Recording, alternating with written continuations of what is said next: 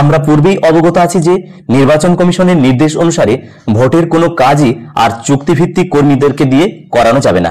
অর্থাৎ booth level officer BLO হিসাবে এতদিন চুক্তিভিত্তিক কর্মীদের ব্যবহারের যে সুযোগ রাজ্য সরকারের হাতে ছিল, সেই পদও এখন বন্ধ হয়ে গেছে।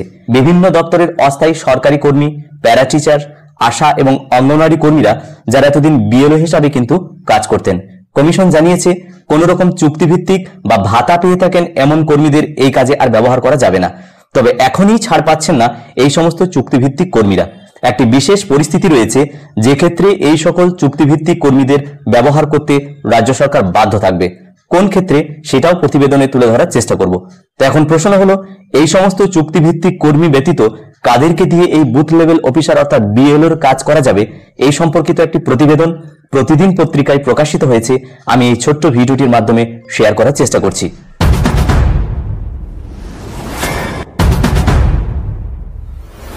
বিএলও অর্থাৎ বুথ লেভেল অফিসারের সুপারিশের ভিত্তিতেই জেলার ইলেকটোরাল রেজিস্ট্রেশন অফিসার অর্থাৎ ইআরও আবেদনকারীর নাম ভোটার তালিকায় চূড়ান্ত করে তোলার সিদ্ধান্ত নেন। ফলে কোনো গরমিল পেলেই কমিশন তার বিরুদ্ধে আইনানুগ ব্যবস্থা নিতে পারবে। কমিশন জানিয়েছে, স্থায়ী সরকারি কর্মী, পঞ্চায়েত, পুরসভা বা কোনো স্বশাসিত সংস্থার স্থায়ী কর্মীকেই বিএলও হিসাবে কাজ করতে হবে। কোনোভাবেই চতুর্থ শ্রেণীর পদমর্যাদার কর্মীকে এই দায়িত্ব দেওয়া যাবে না। এই পরিপ্রেক্ষিতে এবার কোন দপ্তরে কত গ্রুপ সি কর্মী রয়েছেন তার তালিকা চেয়ে সরকারকে চিঠি দিল নির্বাচন কমিশন। বলা হয়েছে, যত দ্রুত সম্ভব এই কর্মীর সংখ্যা জানাতে হবে কমিশনকে। গ্রুপ সি এই কর্মীরা এবার থেকে বুথ লেভেল অফিসার অর্থাৎ বিএলওর দায়িত্ব পালন করবেন। ভোট শেষ না হওয়া পর্যন্ত নির্বাচনের গোটা প্রক্রিয়ায় তারা যুক্ত থাকবেন। নতুন ভোটারের নাম সংযুক্তিকরণ, নাম সংশোধন, ঠিকানা বদল সহ নির্বাচন সংক্রান্ত যাবতীয় কাজকর্ম এবার কেবলমাত্র গ্রুপ সি কর্মীরাই করবেন।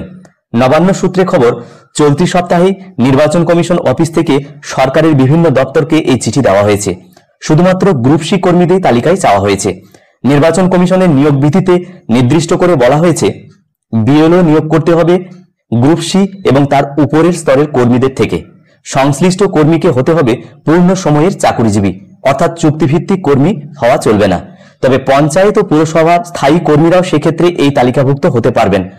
যদি কোনো কারণে এত সংখ্যক কর্মী না পাওয়া যায়, এটাই এখানে বলা হচ্ছে কি না, যদি কোনো কারণে এত যে বিপুল সংখ্যক কর্মী লাগবে সেটা যদি না পাওয়া যায়, তখন ইআরও এবং জেলা শাসক তা জানাবেন মুখ্য নির্বাচনী আধিকারিককে। তিনি একমাত্র অনুমতি দিলেই তবেই চুক্তিভিত্তিক শিক্ষক শিক্ষিকা, প্যারা টিচার্স, অঙ্গনওয়াড়ি এবং আশা কর্মীদের এই বিএলওর কাজে যোগ দিতে পারবেন।